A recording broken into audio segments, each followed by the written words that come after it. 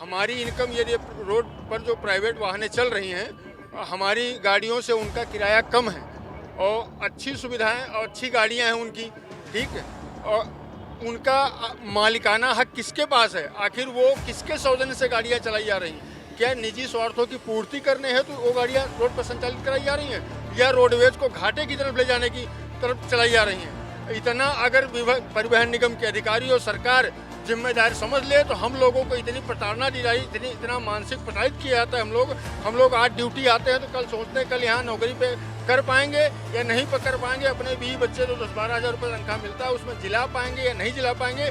ये हमारी जो सोच है बिल्कुल बैठ गई है। हम लोग अंधेरे की गर्त में जा रहे हैं कि हमारी कल की रोजी रोटी में क्या होगा, और हमसे सबसे कम सैलरी हम लोग पाते हैं और सबसे ज़्यादा जिम्मेदारी का निर्वहन, चाहे वो कोई भी कोरोना काल रहा हो, चाहे कोई आपदा रही हो, हर चीज़ में हमको आगे कर दिया जाता है, हमसे ड्यूटी ली जाती है। जिम्मेदारी पूरी सौंप दी गई है। यारन साहब कहते हैं 50% से कम आएगा, 3 बार में संविदा समाप्त कर देंगे। अच्छा, 50% से कम आया तो संविदा निकाल के बाहर कर देंगे। अच्छा, 50% से कम आया तो संविदा से निकाल बाहर कर देंगे। और आपका पैसा बढ़ा है कि नहीं बढ़ा है? नहीं, कोई पैसा नहीं बढ़ा है। उत्तर प्रदेश वर्कशॉप कर्मचारी संघ के महामंत्री जसवंत सिंह का कहना है कि जिनके कपट दम्भ नहीं माया, तिनके हृदय बसहु रघुराया। जसवंत सिंह कहना ये चाह रहे हैं कि लगता है कि मोहमाया छोड़कर भगवान में लीन हो जाना पड़ेगा, क्योंकि परिवहन तो काम करने नहीं देगा।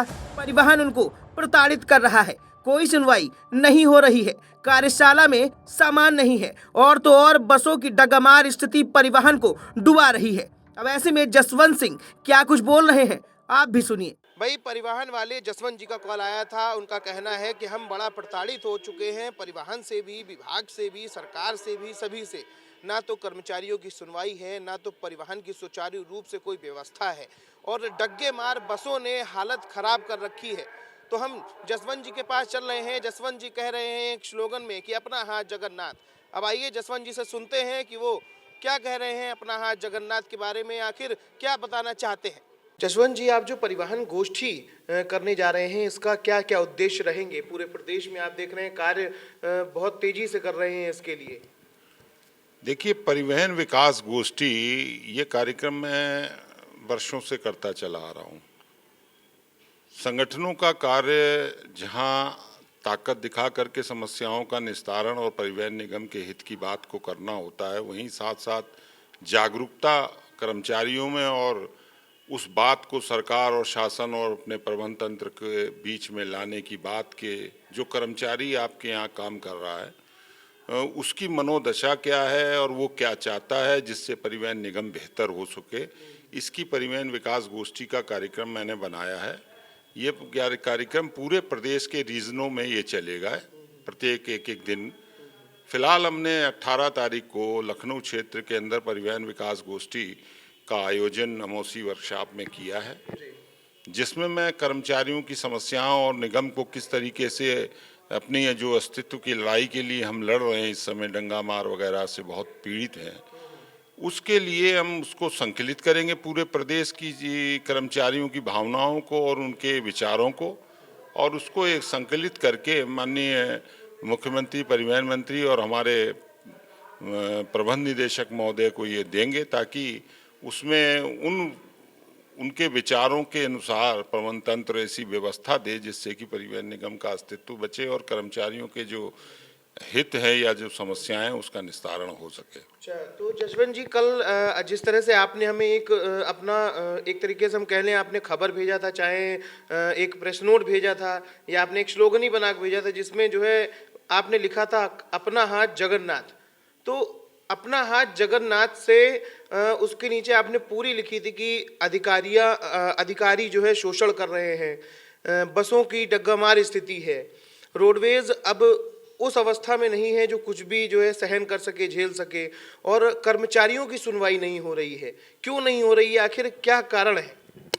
देखिए, वो अपना हाथ जगन्नाथ एक बड़ा पुराना स्लोगन है और उसका मतलब सिर्फ ये है कि अगर आप कोई तंत्र आपको सहायता नहीं करता है, आपको कोई उस समय एकांत में आप होते हैं और वो कब समस्या इतनी विकट होती है जिसका निस्तारण आपको करना होता है, तो आदमी बहुत सी समस्याओं को कर लेता है। उसके अंदर मैंने 2-3 चीज़ें की थी।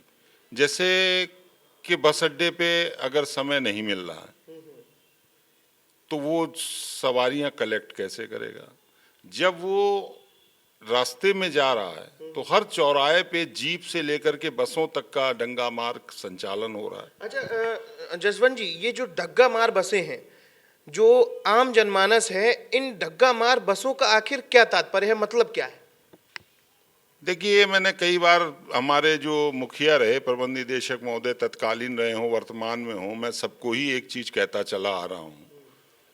आज ये जनता को समझाने वाली बात है कि परिवहन निगम हो सकता है कि किराया ज़्यादा है, किराया ज़्यादा होने का भी एक कारण है कि हम टैक्स की चोरी नहीं करते, हम सरकार को प्रॉपर टैक्स देते हैं, जनता को बेहतरीन परिवहन सेवा उपलब्ध कराते हैं।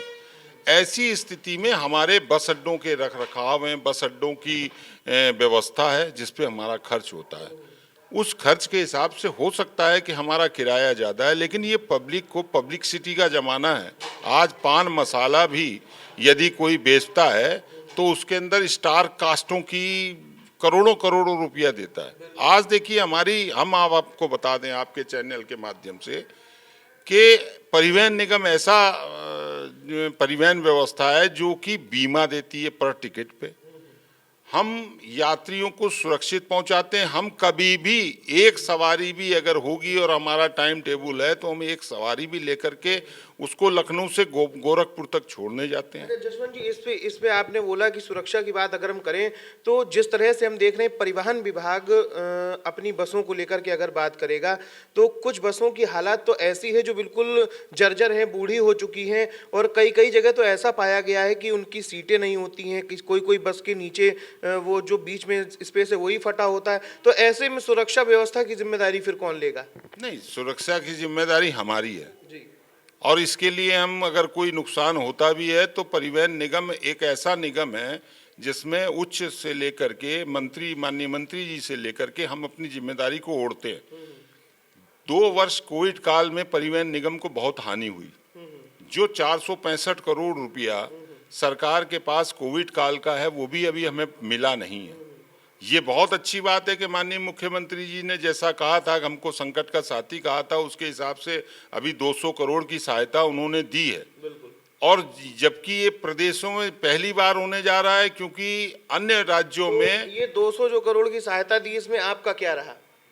200 करोड़ की सहायता से माननीय मुख्यमंत्री जी की जिससे चीफ सेक्रेटरी साहब को मैंने समय मांगा है कि हमारे को मुख्यमंत्री जी का समय दिलाया जाए, क्योंकि मुख्यमंत्री जी ने बीच में एक मंशा उनकी ये थी कि परिवहन निगम में 5000 नई बसें जोड़ी जाए।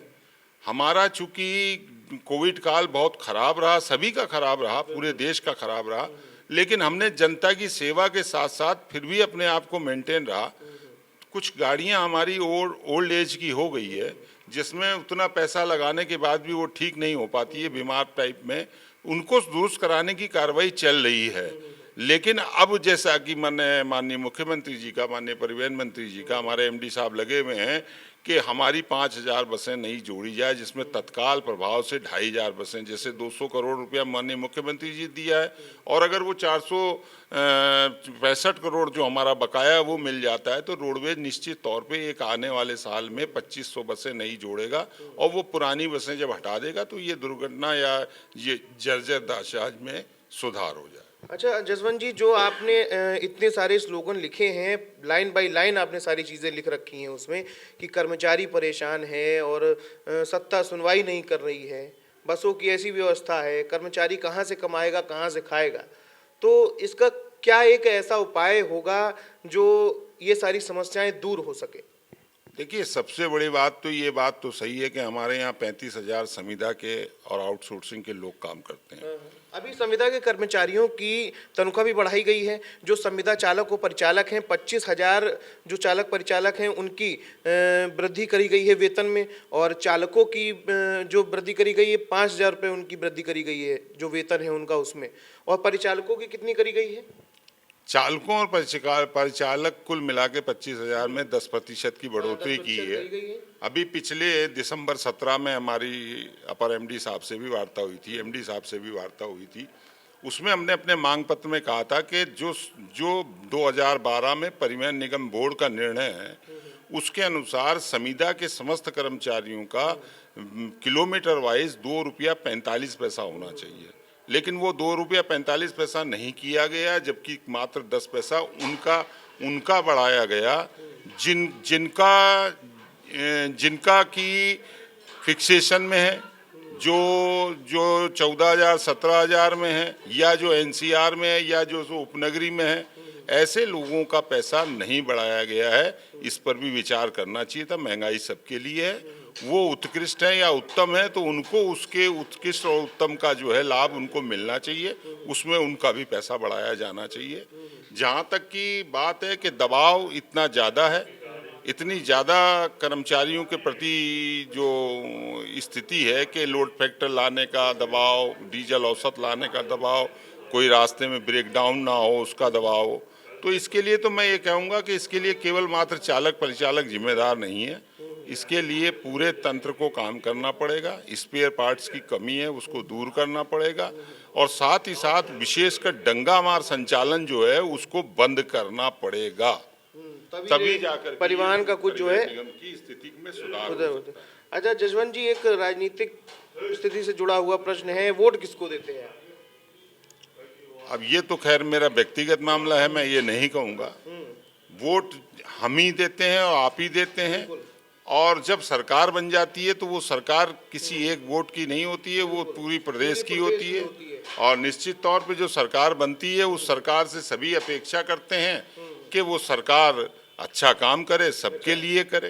जसवंत जी, राहुल गांधी जी भारत जोड़ो यात्रा पर हैं, कई सारे लोग हैं उनका मजाक उड़ा रहे हैं, कई सारे लोग उनको बहुत सारी कुछ अच्छा बोल रहे हैं तो कुछ खराब भी बोल रहे हैं, कुछ उनके हाफ टी शर्ट को लेकर ही उन पर जो है तंज कस रहे हैं कि हाफ टी शर्ट पहने हैं और अंदर वो कुछ और पहनते हैं लेकिन दिखते कुछ और हैं।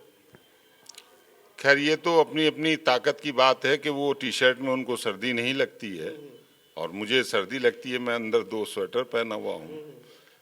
जहाँ तक अच्छी और बुरी की बात है, वो भी राजनीति पार्टी है, आप सबसे पुरानी पार्टी है कांग्रेस, उसके वो अभी वर्तमान में उपाध्यक्ष हैं, राष्ट्रीय उपाध्यक्ष हैं और अपनी बात कह रहे हैं और सबको अभिव्यक्ति की आज़ादी है। जसवंत जी, एक उनका तस्वीर वायरल हुई थी राहुल गांधी जी की, जिसमें वो अपनी बहन को जो है चुंबन ले रहे हैं, स्क्रीन कैमरा के सामने सभी लोग देख रहे हैं। उस पे भाजपा की और कई पार्टियों की प्रतिक्रिया है कि अपने हिंदू धर्म में इस तरह की चीज़ें होती हैं जो ये जो है शर्मनाक होती हैं या उसको गलत तरीके से लोग ले जाते हैं, तो इस पे आपकी क्या प्रतिक्रिया है?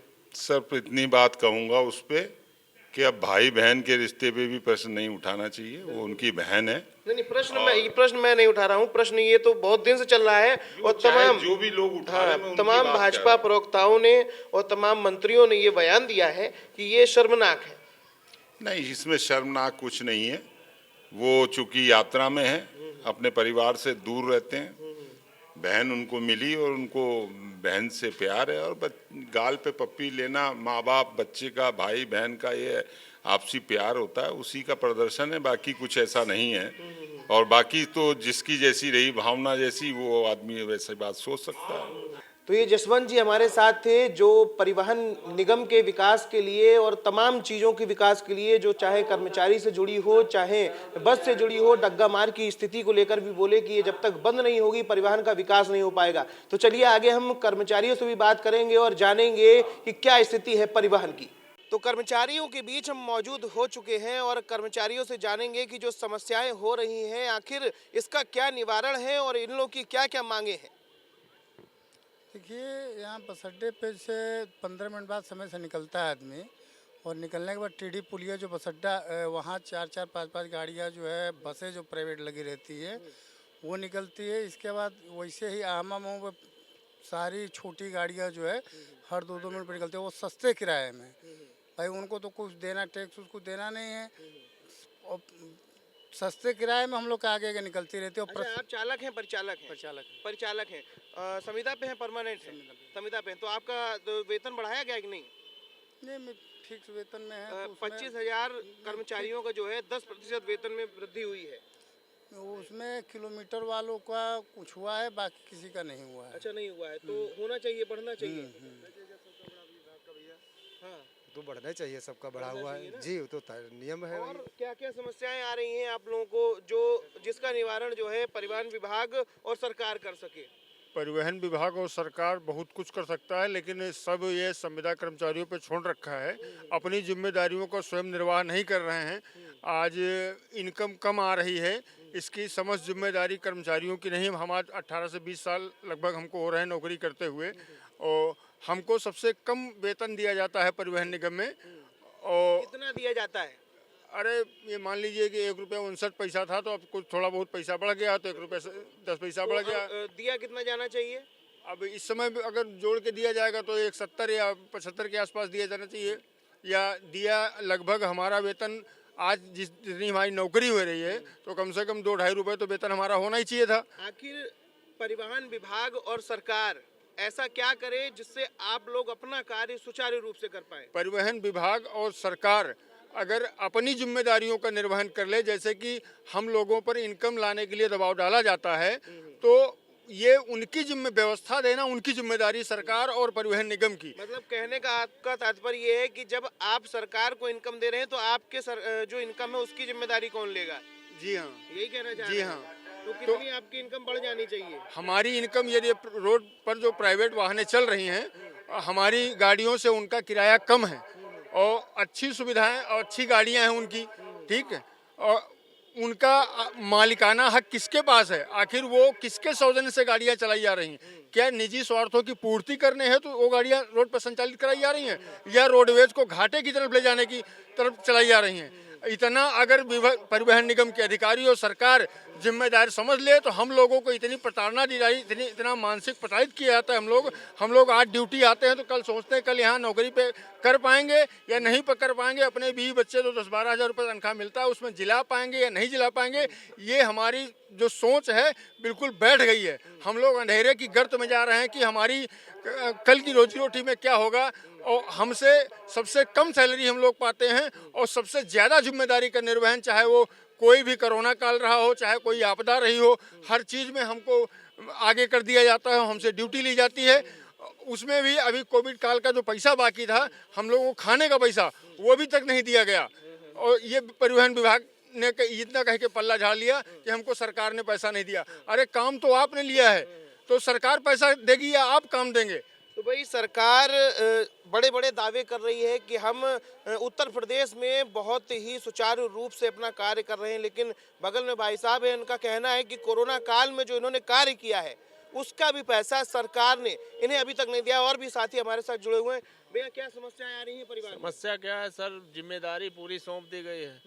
यारन साहब कहते हैं 50% से कम आएगा, 3 बार में संविदा समाप्त कर देंगे। अच्छा, 50% से कम आया तो संविदा निकाल के बाहर कर देंगे। अच्छा, 50% से कम आया तो संविदा निकाल बाहर कर देंगे। और आपका पैसा बढ़ाए कि नहीं बढ़ाए? नहीं, कोई पैसा नहीं, कोई पैसा नहीं बढ़ाए। क्या बढ़ना चाहिए पैसा? बढ़ना तो चाहिए ही, महंगाई के कितना हिसाब मिल रहा से। है? इसमें सर 14,000 मिलता है। तो कितना मिलना चाहिए?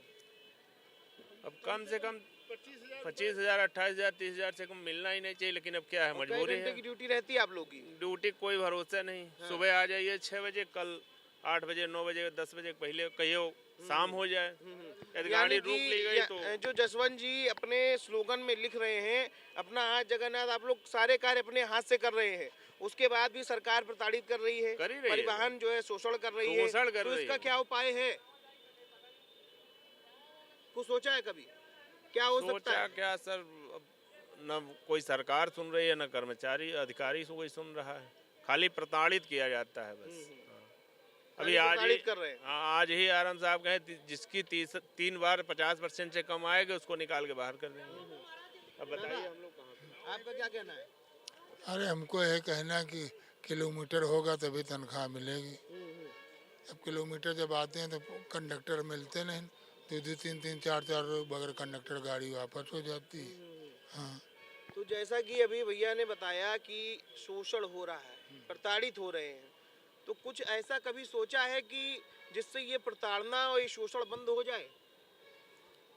समान कार्य का समान वेतन कर दें, सबके बराबर समान कार्य का समान वेतन कर दें, अभी सब सही हो जाएगा। जो 50 से 60 हज़ार रुपया या 45-50 हज़ार रुपये सैलरी पा रहे हैं, वो आराम से मौज काट रहे हैं। जो 8,000 रुपये वेतन पा रहे हैं वो उनके ऊपर सारी प्रताड़ना है और उनके ऊपर सारा लोड है कि तुम इनकम ला के जो, नहीं तो विभाग गर्त में चला जाएगा, विभाग बैठ जाएगा। और यहाँ प्रबंधन में ऐसे लोग लगे हुए हैं जो सक्षम है काम करने में, लेकिन उनसे बाबूगिरी का काम न लेकर के उनको डायरी पकड़ा दो, तुम केवल गाड़ी आगे पीछे कराओ। और यहाँ रात दिन हम लोग रोड पे मरते हैं। जब दुनिया अपने घर में सोती है तब हम सड़क पे होते हैं, कोहरा, जाड़ा, ठंडी, गर्मी सब झेलते हैं। उसके बाद अगर आप सीजन में इनकम नहीं आती है तो इसमें अब मैं क्या कर सकता हूँ, इसमें हमारे कर्मचारी क्या कर सकते हैं। तो हम तो यही अपेक्षा रखते हैं कि अधिक से अधिक इनकम लाके हम दें। हम जिस विभाग में नौकरी करते हैं हमारा विभाग आगे बढ़े, और विभाग अब आगे बढ़ेगा तो उसमें थोड़ा बेनिफिट हमारा होगा, हमारे भी बच्चे पलेंगे। चूँकि हम लोग बेरोजगार हैं, 7 से 8 हज़ार रुपये हमारा मूल वेतन होता है, तो उसी मूल वेतन में हम लोग गुजारा कर रहे हैं। और अभी हमारे एमडी साहब ने एक आदेश किया था कि गोरखपुर में जो गाड़ियाँ चल रही नाइट सेवा नहीं चलाई जी, तो एमडी साहब ने ये आदेश नहीं किया कि नाइट में सेवाएं नहीं चलाई जाएंगी। उसके विपरीत गोरखपुर क्षेत्र के लोगों ने ये समझ लिया कि एमडी साहब ने गाड़ियाँ बंद कर दी। अब वहाँ होता क्या है, वहाँ ड्राइवर कंडक्टरों के वहाँ के आरएम मार रहे हैं, उनको जूतों से लेके दौड़ाते हैं, डंडों से मारते हैं, चालान कर दे रहे हैं। अभी मैं 2-3 दिन 4 दिन या हफ्ते भर पहले आया था, मैंने एक खबर पे आया था जब आप लोगों का वेतन बढ़ाया गया था, तब मैं शूट करने के लिए आया था, आप लोगों से बात करी थी मैंने। तो एक आपके ही चालक और परिचालक में से भाई मौजूद थे जिनका ये कहना था कि उनको नाइट शिफ्ट का पैसा नहीं मिल रहा है, तो नाइट शिफ्ट का पैसा भी परिवार नहीं दे रहा है। यहाँ किलोमीटर बेस पे पैसा मिलता है कि जितना किलोमीटर हम करेंगे उतना पैसा हमको। यहाँ ड्यूटी शिफ्ट वाइज नहीं ना, 8 घंटे की ड्यूटी है ना, 10 घंटे की ना, 12 घंटे की। अच्छा, किलोमीटर यहाँ किलोमीटर वाइज की ड्यूटी है।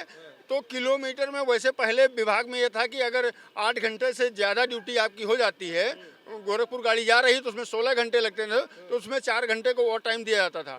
आज परिवहन निगम ने नियमित कर्मचारी को भी देना बंद कर दिया, तो संविदा को कहाँ से देंगे, संविदा को कहाँ से देंगे? ये सबसे बड़ी समस्या है।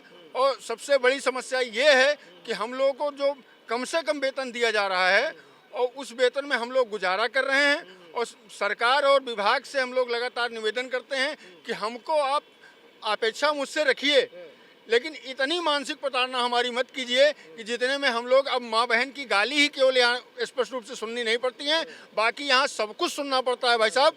कि हम लोग खुद परेशान हैं कि कल नौकरी होगी या नहीं होगी, हम बच्चे अपने जिला पाएंगे नहीं जिला पाएंगे। कुल मिला के समस्या ये है कि आपकी जो भी प्रताड़नाएं दे रहे हैं उसको कम करें और पैसे को बढ़ाया जाए। हम ये लगातार सरकार और विभाग से अपील हम लोग संगठन के माध्यम से, नेताजी के माध्यम से ये लोग लगातार कर रहे हैं। अभी डग्गा मार संचालन बंद करने के लिए हम लोगों ने, हमारे नेताजी ने रोड प्रदर्शन भी किया और रोड पर गए।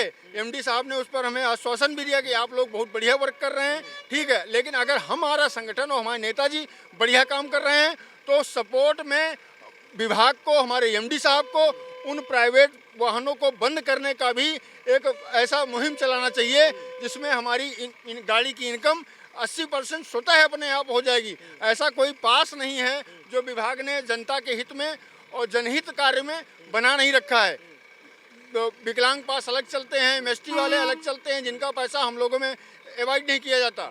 हम लोग की क्या सैलरी है और कुछ भी स्पष्ट नहीं है, भविष्य अंधेरे में है। 18 से 20 साल नौकरी करते हुए अब 1-2 साल और नौकरी करना है, उसके बाद रिटायर होकर अपने घर चले जाएंगे। हमारा ना कोई क्या कहते हैं ग्रेजुटी मिलनी है और ना ही कोई हमारा कोई फंड का पैसा मिलना है।